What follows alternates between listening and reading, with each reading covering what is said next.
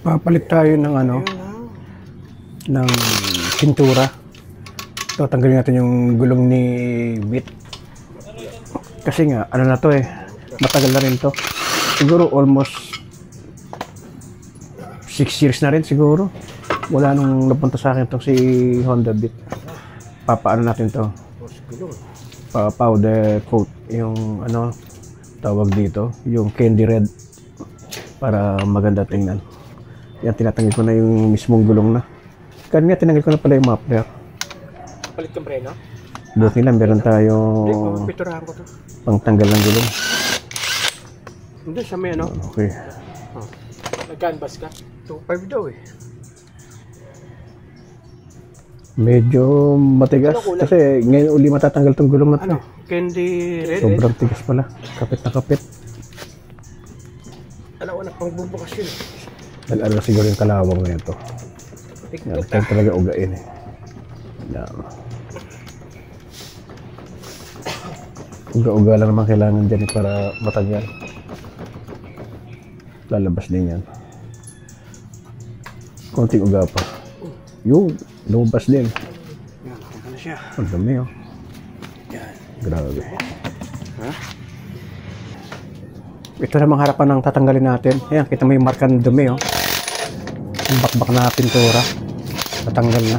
Sa tagal. Kaya pangit tingnan. Medyo matigas yung kailangan natin pukpukin ng screwdriver para lumabas yung pinto, yung bolt. Yan, lumabas sa kabila. Hatakin na lang natin yan.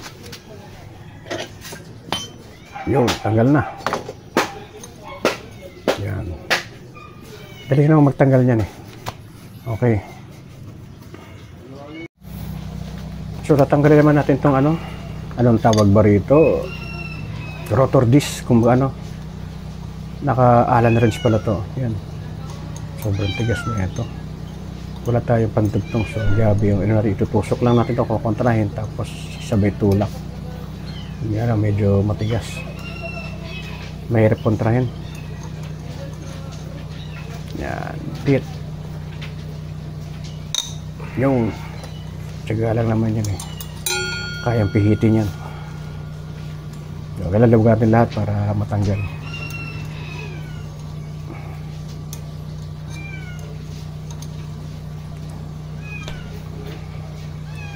So, apat na tornilyo yan. Sa pagtanggal na ito, kailangan naka-proper alignment yung Allen wrench do sa butas ng ng screw para hindi siya ma-lost thread o maano yung niya, yung pinapasukan ng Allen wrench, hindi mabilog. Dapat kapit na kapit siya. Para sigurado, kung hindi, bibilog yan, mahirapan na matanggal yan. Kaya naman tanggalin yan, Yan, tanggal na lahat, malubog na lahat. Isa-isayin man natin lubagan na yan.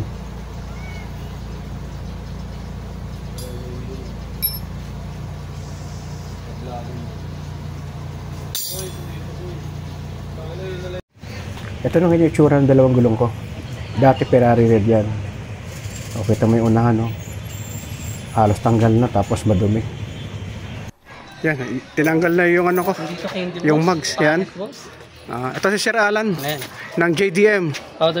Powder coating. Dinaya ko pa to, galing pa ako ng Pasay sa Las Piñas. Ginabi na. So, titirahin na rin natin yan. Ngayon, titirahin na rin ngayon.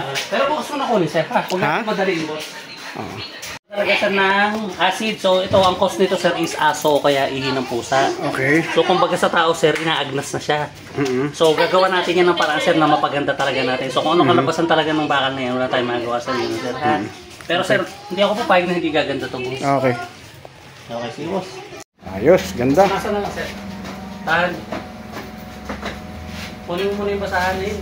Ilang makan mo, nasakit yung balakang ko. Ang ganda. Sir, paano mo ngayon yan yung boss? Hindi, nagdala ako ng bubble wrap. Yun pala ka na, boss.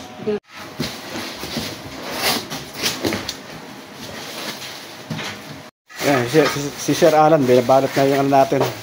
Yung Facebook mugs. lang din, sa Facebook, kukuha mo to. Ha? Sa Facebook. May YouTube din. So, andito na tayo sa bahay. Anarap na natin tong yung gulong na kinuha natin kay Sir Alan ng JDM powder coat. Yan. Dandahan baka sumabit yung ano, mahiwa yung blade. Mahiwa yung blade ng ano, yung gulong.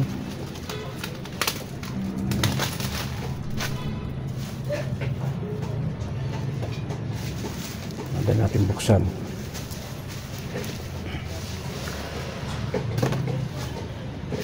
Talagang balot na balot na, no? Ito yung ano niya. Wow, ganda ng pagkapula. Makintab lagi.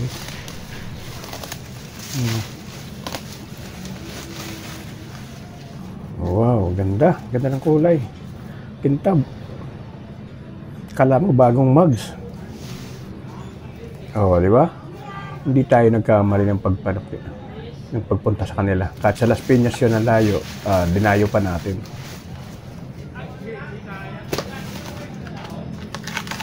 Ito yung panghulihang gulong.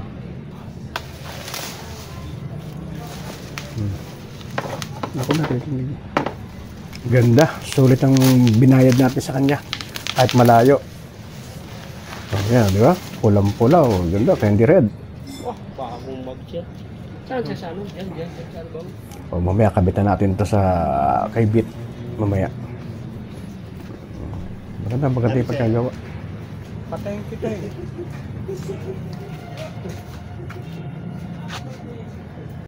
Since tinagal na natin itong gulong sa hulihan, magpalit na rin tayo ng brake shoe, yung panlikuran.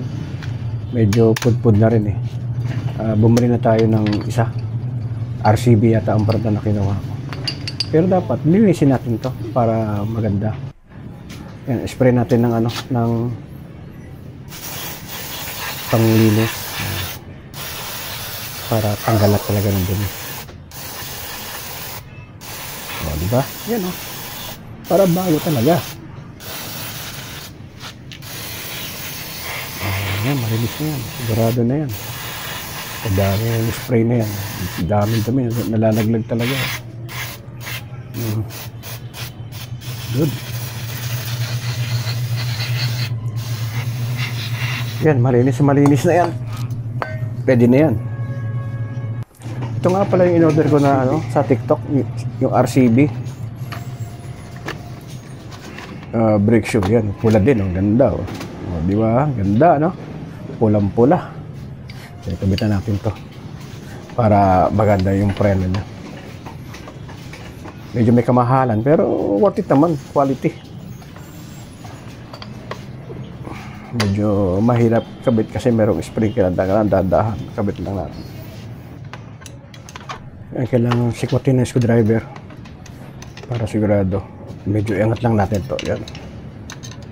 Tiyagaan lang talaga. Konting adjust lang. Pasok na yan. Oh, yan, di ba? So, ayos na yan. Yun, pumasok din. So, dapat na. Okay na siya. So, yung ano na pala nito, lagyan natin ng grasa, konting grasa yung shop. Kasi nga, puro kalawang. Pero nilinisan natin kanina, di ba, nisprayan ko. So, lagyan natin ng konting grasa lang para di siya mga lawang. Tapos bago natin salpak yung, ano, yung gulong. Paikot lang naman, manipis lang. Hindi naman kailangan masyadong marami.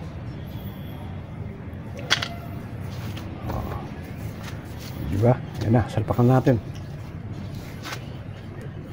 Ito yung bagong gulong. Medyo may hirapan tayo dito sa alignment. Pag ano nga pala nito, no, yung pagpasok nito, luwagan natin yung ano, yung adjustment do sa brake para madali siya maipasok. Tapos tsaka lang natin i-adjust kung sakaling ipasok na maayos. Yan, pasok na natin yung tornilyo. So, gamitin natin ng ano yan, ng power handle.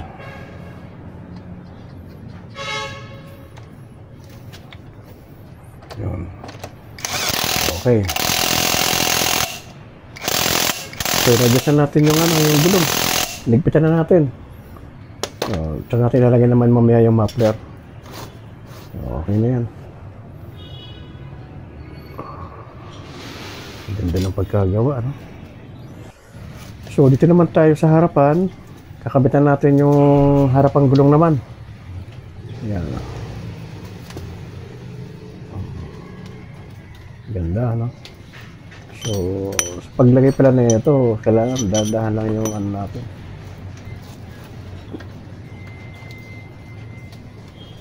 Maski isang tao lang, pwede kayang gawin yan.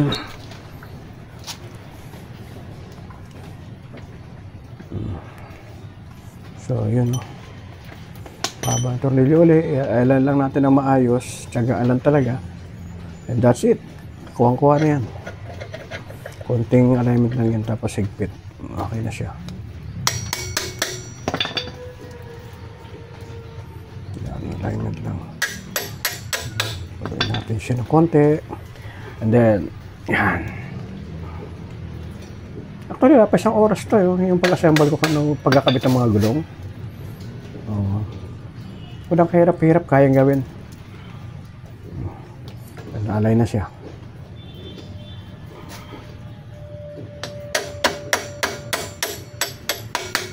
Lagyan na natin yung nut.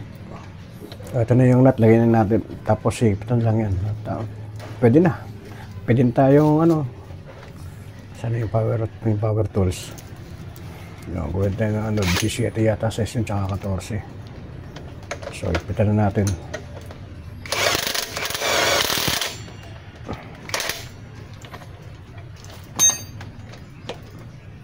Okay na.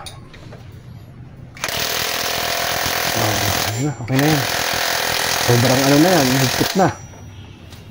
Okay.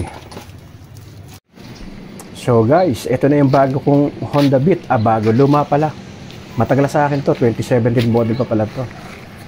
Pinireserve ko lang yung ano, lagi siyang malinis. Yan yung bagong repaint na gulong. Care of JDM Powder Coating sa Las Piñas.